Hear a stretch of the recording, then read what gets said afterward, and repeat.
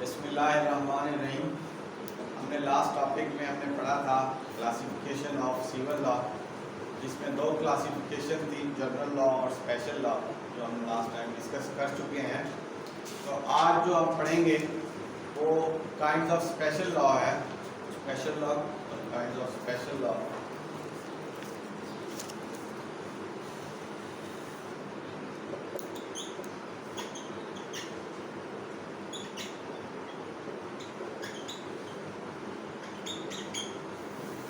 Special law, तो special law क्या था? स्पेशल लॉ, जनरल लॉ ये था कि पूरे कंट्री के लिए और अप्लाई होता था हर पर्सन पे, हर चीज़ पे और हर एक्ट और इवेंट पे अप्लाई होता था। जबकि स्पेशल लॉ जो अप्लाई होता था हैज़ नो जनरल एप्लीकेशन, तो उसकी कोई जनरल एप्लीकेशन नहीं थी कि वो भी हर चीज़ के ऊपर, हर उसके ऊपर, इवेंट के ऊपर अप्लाई होता।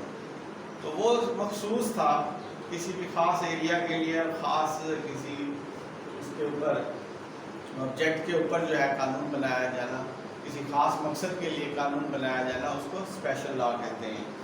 तो उसकी मिसाल थी पार्टिकुलर कस्टम्स जो होते हैं मुख्तलिफ कौमों में, मुख्तलिफ जो है बरादरियों में, तो उसकी बेस पे जो कानून बनाए जाते हैं वो स्पेशल लॉ होते हैं। तो काइंड्स ऑफ स्पेशल लॉ में Salmond refer to 6 kind of special law which falls outside the general law. तो वो जो 6 काइंड्स बताता है, 6 काइंड्स ऑफ स्पेशल लॉ है सॉलमन के मुताबिक।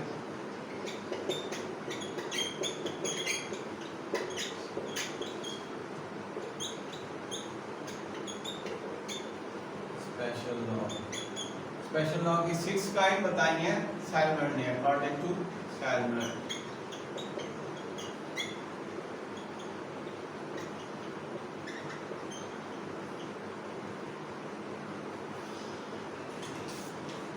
उसमें सबसे पहली बताई है वन लोकल लॉ, नंबर 1 पे है लोकल लॉ।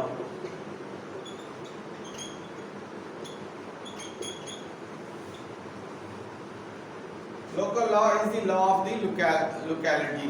जो एक खास इलाके के लिए कोई कानून बनाया जाए उसको लोकल लॉ कहते हैं, जो एक लोकेलिटी के लिए बनाया जाए, not the general law of the country. और इसको जनरल लॉ नहीं कह सकते कि ये पूरे मुल्क के लिए। इट इज़ ऑफ 2 टाइप्स, तो इसकी भी 2 अक़साम बताई हैं, लोकल कस्टमरी लॉ और enacted law.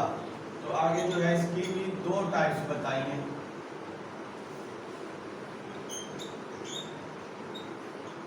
Local customary law,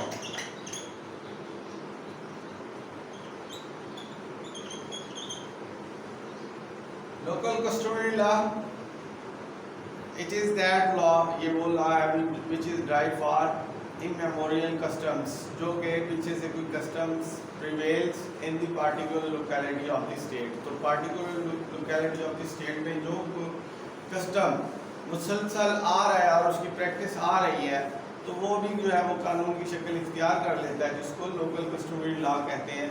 कि एक इलाका है मखसूस, उसके कुछ रसूम व रिवाज हैं, वो कहता है कि हमें जो है हर साल इसको मनाने के लिए छुट्टी चाहिए।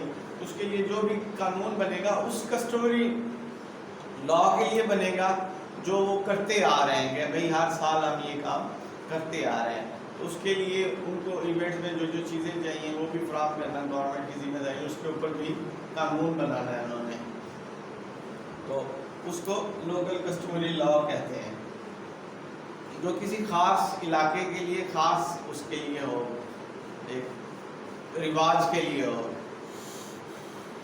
अच्छा, it is that law which is derived from memorial customs prevails in the particular locality of the state.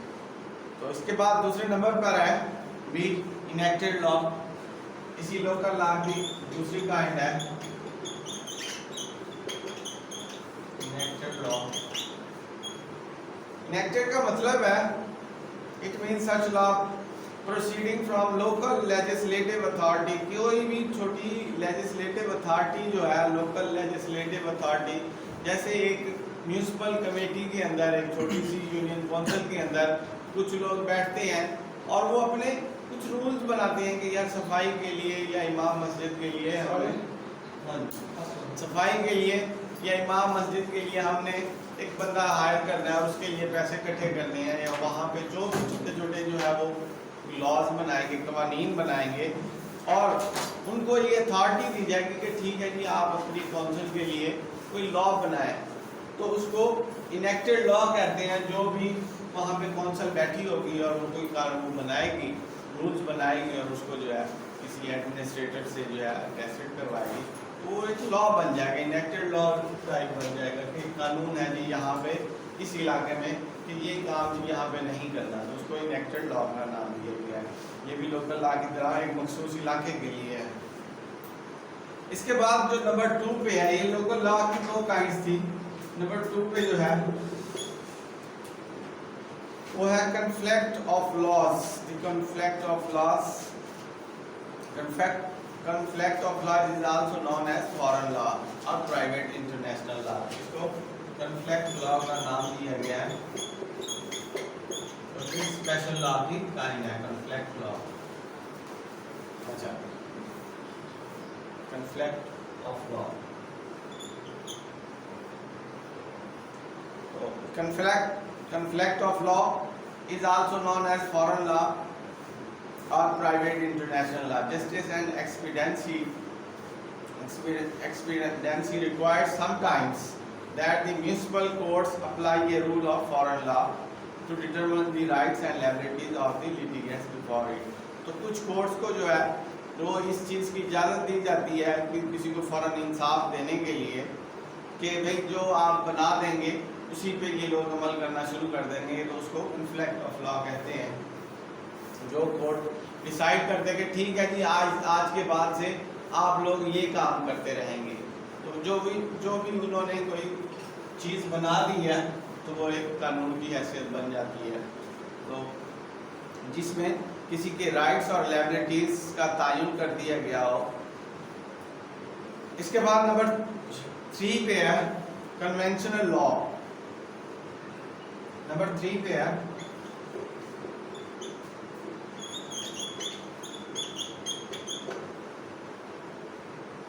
conventional law।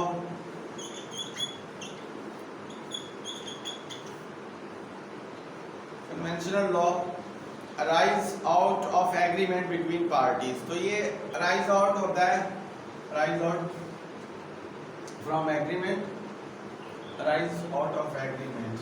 तो ये एग्रीमेंट से जो भी किसी के राइट्स पैदा होते हैं उनको कन्वेंशनल का नाम दिया गया है। किसी के राइट्स और लायबिलिटीज जो पैदा होती हैं किसी एग्रीमेंट के तहत वो कन्वेंशनल लॉ की शक्ल इख्तियार कर जाती है। Conventional law arise out of agreement between the parties who are subject to it. जो उसके अंदर पार्टीज हैं उनके दरमियान जो भी मामला तय पाए जाते हैं कि आपने ये काम करना है और आपने ये काम नहीं करना, तो इस तरह के जो भी उसके अंदर रूल्स और रेगुलेशंस एग्रीमेंट के अंदर तय की जाती हैं उनको कन्वेंशनल लॉ का नाम दिया गया। ये भी स्पेशल लॉ की काइंड है कि एग्रीमेंट के अंदर जो भी कानून उन्होंने डिस्कस कर दिया कि भाई आपने ये काम करना है ये काम नहीं करना, तो वो एग्रीमेंट के अंदर जो रूल्स हैं वो कन्वेंशनल लॉ के नाम से जाने जाते हैं। ये भी स्पेशल लॉ की एक किस्म है। रूल्स ऑफ क्लब, जैसे कि एक क्लब बनाया जाए और उसके अंदर जो भी रूल्स बनाए जाएंगे वो कन्वेंशनल लॉ होंगे। और article of association of A companies जब भी अपने रूल्स बनाती है तो उसके लिए एक आर्टिकल ऑफ एसोसिएशन बनाती है। ये भी एक एग्रीमेंट की किस्म है जिसमें सारे पार्टनर्स को जो है एक बात पे इकट्ठा किया जाता है कि हमें इतना पैसा लगाना है, इतना इसी परसेंटेज पे जो है पैसे तकसीम करने हैं, प्रॉफिट तकसीम करना है, इस परसेंटेज पे लॉस तकसीम करना है, तो इसको कन्वेंशनल लॉ का नाम दिया गया है। इसके बाद नंबर 4 पे है ऑटोनॉमिक लॉ। नंबर 4 पे है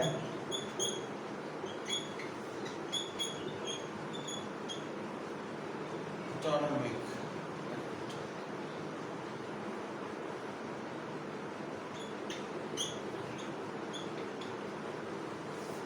Autonomic law, by autonomic law is meant that spice of law एक कानून की किस्म है which has its source in various forms of subordinate legislative authority possessed by private persons and body of persons।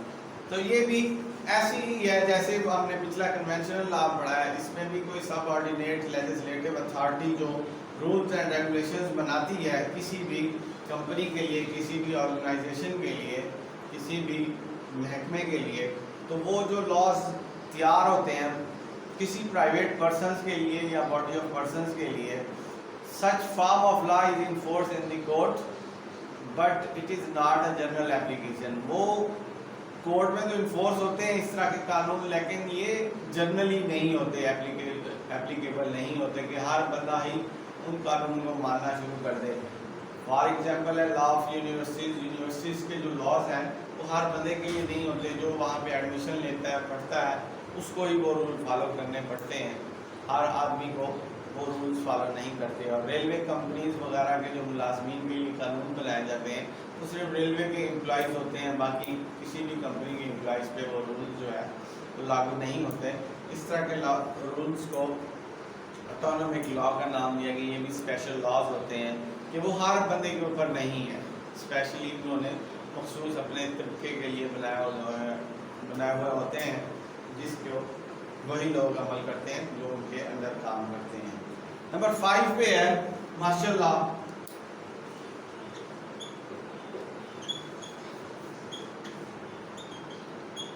Martial law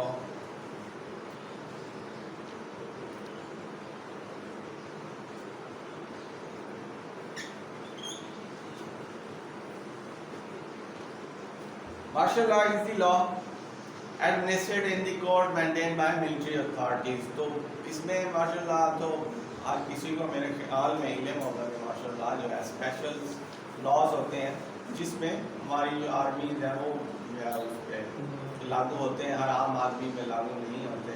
उनको भी special courts administrate करती हैं, उनकी स्पेशल कोर्ट्स होती हैं। आपके पास वो केसेस नहीं आएंगे जो आर्मी के लोगों के केसेस होते हैं। तो इसके लिए उन्होंने स्पेशल लॉ भी बनाए हैं और स्पेशल कोर्ट्स भी बनाए हैं। तो martial law is the law administrated in the courts maintained by military authority. It is of 3 kinds. तो ये 3 किस्म के होते हैं। It is the law, number 1 पे है, it is the law for the discipline and control of army. तो ये डिसिप्लिन और कंट्रोल ऑफ आर्मी के लिए होते हैं itself, and it is commonly known as military laws. तो इनको मिलिट्री लॉ का नाम दिया गया। The law by which the army governs in times of war. तो ऐसे भी कानून होते हैं जो कि आर्मी ने इस्तेमाल करने होते हैं, कानून वो इस्तेमाल करना होता है जंग के दिनों में ऑक्युपाइड टेरिटरी को, किसी भी टेरिटरी को ऑक्युपाइड करने के लिए आउटसाइड द डोमेन। तो अपने डोमेन से बाहर जिस जगह पे भी वो जंग के दिनों में कब्जा करेंगे तो वहाँ पे भी जो फर्स्ट रूल्स अप्लाई होंगे वो मिलिट्री के रूल्स होंगे। सबसे पहले वो अपने रूल्स को अप्लाई करेंगे, उसके बाद ही उसको लीगल तरीके से अंदर लेके आएंगे पाकिस्तान की टेरिटरी में। तो नंबर सी पे है इसका मार्शल लॉ का, the law which in time of war और other emergency the army govern the realm itself in derogation of civil law. तो बाज़ औक़ात हमारे कॉन्स्टिट्यूशन में भी है कि इमरजेंसी जब प्रोक्लेमेशन की हो जाए, पाकिस्तान में इमरजेंसी नाफिज हो जाए, तो कुछ कानून जो है पाकिस्तान के सिविल लॉ के वो ख़त्म हो जाते हैं। वहाँ पे मिलिट्री का कानून जो है वो उसको प्रेफरेंस दी जाती है, जो कि एक स्पेशल लॉ है। जब मुल्क में हंगामी हालात पैदा हो जाए, उनके कंट्रोल से बाहर हो जाए, तो वहाँ आप सिविल लॉज की बातें नहीं करेंगे, वहाँ पे मिलिट्री लॉ की ही बातें होंगी, जब तक कि वो प्रोक्लेमेशन जो है हंगामी हालात की जो इजाज़त दी गई है उसको ख़त्म ना किया जाए। और ये जो है ये प्रेसिडेंट के पास पावर होती है कि वो मुल्क के अंदर हंगामी हालात का ऐलान करे और आर्मी को कह दे कि अब आप जो है आगे बढ़ें और इसको कंट्रोल करें और अपने कानून जो आपके रूल्स एंड रेगुलेशंस हैं उनको फॉलो करते हुए इस तरह लोगों को कंट्रोल करें, जैसे कि यहाँ पे किसी की वो ना हो, मौत वाक़ई ना हो और किसी के ऊपर गोली ना चले। इसके लिए स्पेशल लॉज जो है वो सामने लेके आते हैं। ये भी मार्शल लॉ की किस्म है। इसके बाद नंबर 6 पे है international law as administrated in price control courts. तो it is a special kind of law. And में लास्ट नंबर 6 पे है इंटरनेशनल लॉ तो it is a special kind of law which is dealt with by the price courts in the times of war. Price law is that part of law which regulates the practice of the capture of the ships cargoes at sea in the times of war. तो ये भी उसी military martial law की तरह मिलता जुलता international law है कि जब किसी मुल्क के हालात उनकी आर्मी से भी बाहर हो जाए और बाहर के ही कोई आर्मी वहाँ पे कैप्चर करने आए तो उसको भी कुछ रूल्स फॉलो करने पड़ते हैं। उसको इंटरनेशनल लॉ का नाम दिया गया है कि बाज़-औक़ात हमारे मुल्क की आर्मी भी किसी ऐसी जगह भेज देते हैं जहाँ पे उनकी आर्मी से भी हालात कंट्रोल नहीं हो रहे होते हैं। तो ये international law as administrated in price courts है नंबर 6 हुए इसे मैं price law is that part of law which regulate the practice of the capture of the ships cargoes at sea. तो इसमें उनको इनके पास पावर होती है इस लॉ के अंडर प्राइस लॉ के अंदर कि वो उनके शिप्स पे कार्गो पे और सी पे जो है जंग के दिनों में इनके ऊपर कंट्रोल हासिल करें और इसके ऊपर जो है अपना कानून लागू करें, प्राइस लॉ को लागू करें। Prize law is the branch of civil law, ये सिविल लॉ की ब्रांच है। इट हैज टू कैरेक्टर्स, तो इसकी दो खसूसियात हैं, कैरेक्टर्स हैं। It is international law because it prevails between the nations. तो इसको इंटरनेशनल लॉ का नाम दिया गया है क्योंकि ये दो कौमों के दरमियान, दो मुल्कों के दरमियान में जो है ये रखता है, ये अपना हैसियत रखता है। It is civil law as administrated in civil court. तो इसको सिविल लॉ का भी नाम दिया गया है, ये कोर्ट्स के जरिए एडमिनिस्ट्रेटेड होता है। इसके बाद नंबर 7 पे है नंबर 6। अभी वैसे सैलमन ने 6 काइंड बताई थी लेकिन यहाँ पे 7 काइंड दी गई हैं जो हमारे पास बुक कह रही है। तो इसमें जो 7 पे है मर्केंटाइल कस्टम्स, नंबर 6 पे था प्राइस लॉ या इंटरनेशनल लॉ।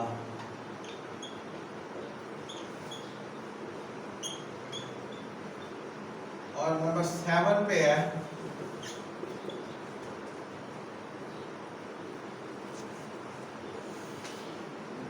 Mercantile law.